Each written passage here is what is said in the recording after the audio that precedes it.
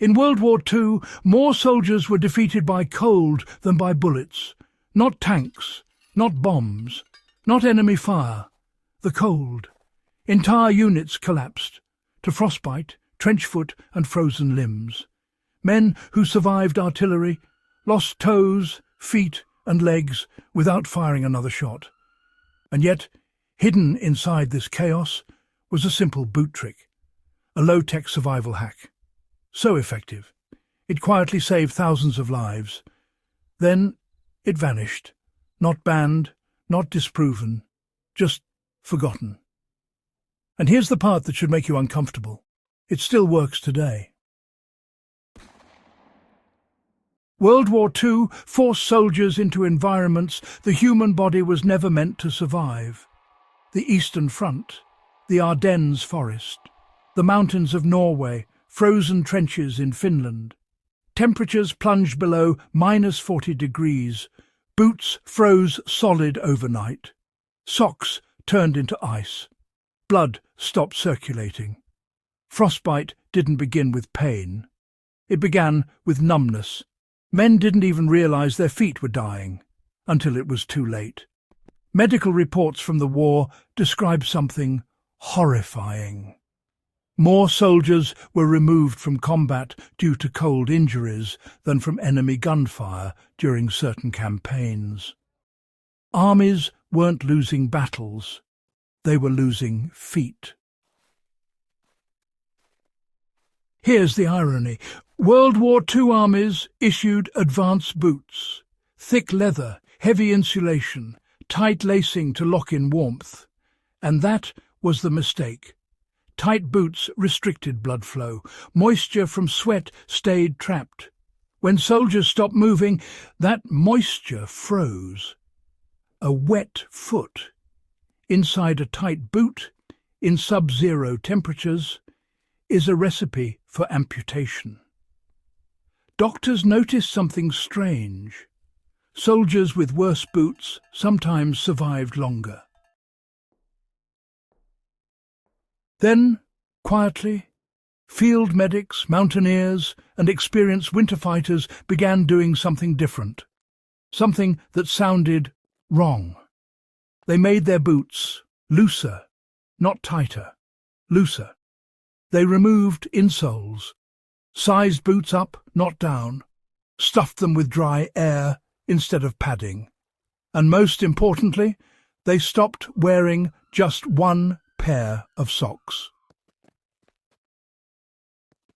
Here's the forgotten World War II boot hack layered socks, with space, not thick socks, not compression socks, loose inner sock, thick outer sock, and a boot that allows your foot to move. Why? Because warmth doesn't come from insulation. It comes from circulation. Blood flow is heat. The air gap between sock layers trapped warmth. The looseness allowed blood to reach toes. Moisture evaporated instead of freezing. Some soldiers went further.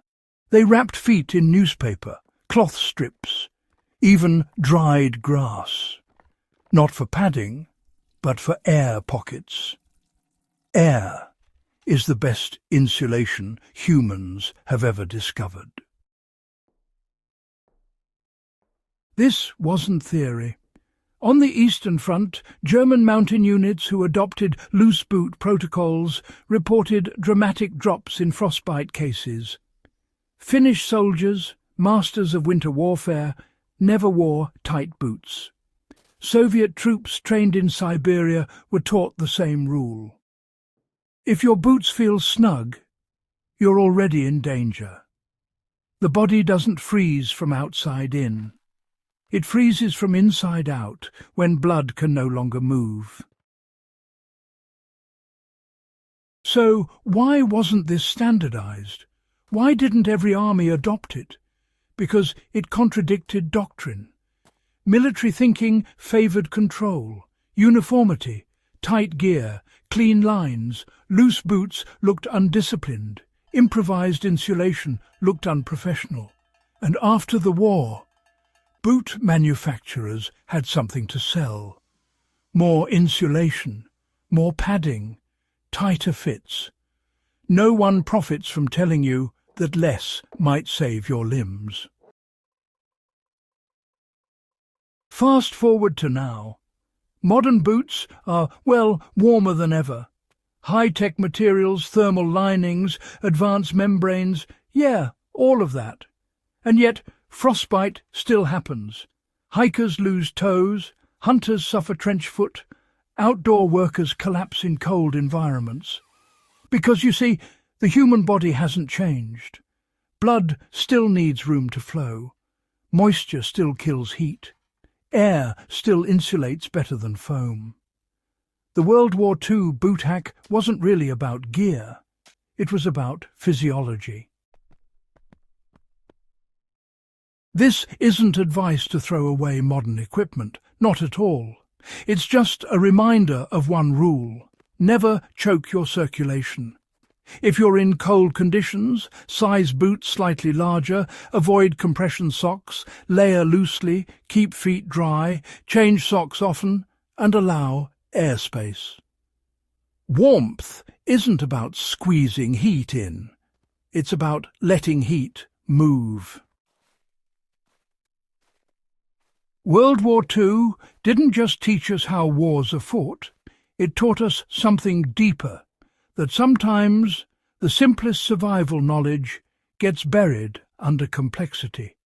Not because it's wrong, but because it doesn't sell, doesn't look impressive, doesn't fit the narrative. A forgotten trick, a loose boot, a layer of air. Sometimes that's enough to save a foot, enough to save a life. History doesn't just hide secrets in documents. Sometimes it hides them in things as ordinary as a boot. And the cold hasn't forgotten. Have we?